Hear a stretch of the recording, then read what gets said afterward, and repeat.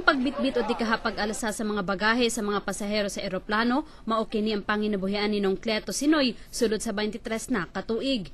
Sa inadlaw-adlaw nga pagporter sa Butuan City Airport, dili moubos sa 300 pesos ang iyang kita. Apan bulan sa Hunyo, dunay gipapirmahan kanila nga Memorandum of Agreement ang Air Transportation Office Employees Multipurpose Cooperative kon ATO-EMC. Hulyo 2 dunay gipagawas nga notice nga ang wala mipirma dili ilhong porter sulod sa airport. Sa 23 ka mga porter, 5 niini wala ni pirma. 2 niini sila Nong Cleto o Raymond Buaya. Kining gipadala nila gihatag na papirmahan na sa mua nga MOA. Kay kanang MOA nga ilang himo karon pabor gay na sa ilaha. Wala gid mi makuana. Kay kami nagahabayad mi og 10 pesos kada bagahe ha. Nya naghatag pa mi og kibali gihimo lag attendance 5 pesos kada adlaw para kuno sa among SS og PhilHealth. Ako ireklamo na ako sa ila ma'am.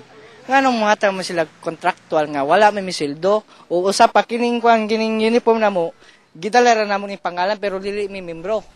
Usa sa mga kasabutan nga kinahanglan ipailawom sila sa usa ka tuig na kontrata. I-renew ra kini kung maayo ang ilang performance ug wala nakalapas sa gisabutang sukdanan. Bisan ang kanhi nagdumala sa mga porter, milaban. Ilang pagdaog-daog sa akong mga tao, kanhi. Dili man na pagyatak sa tawanon katungod balak man na pero tinuod gid na. Gidaog-daog nila nga akong mga tao.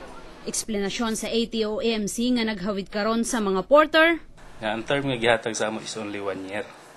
So dili mi makahatag sa ilahag lifetime nga kuan. So ang among mahatag sila based ra pod sa muang kuan term. So mao na siya nga under sa kuan nga nakakontrata mi, mo po na among gikuan sa ilahag. Kuno sa among term, mo ra po na ilang term kay lakip nga mulo sa mga porter, 10 pesos matag bagahe kada adlaw ang ginasukot kanila sa maong co-op. Gawas pa niini ang 5 pesos nga daw ilang counterpart alang sa kontribusyon sa SSS ug PhilHealth.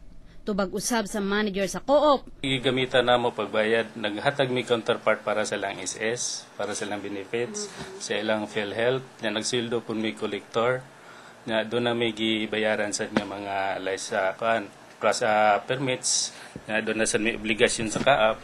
Dugang pa nila gari abli gihapon ang ilang buhatan sa pagdawat sa mga wala pa ni pirma. Apan ang pangutana sa mga porter, unsa ka sinsiro sa ilang tumong ang nagdumala sa co-op. Ilang gihangyo ang lokal nga panggamhanan ug ang otoridad nga unta mahatagan og pagtagad ang ilang mga mulo aron dili na mosangko sa kagubot ang ilang gidangatang problema. Mi Jess Patrol sa Caraga.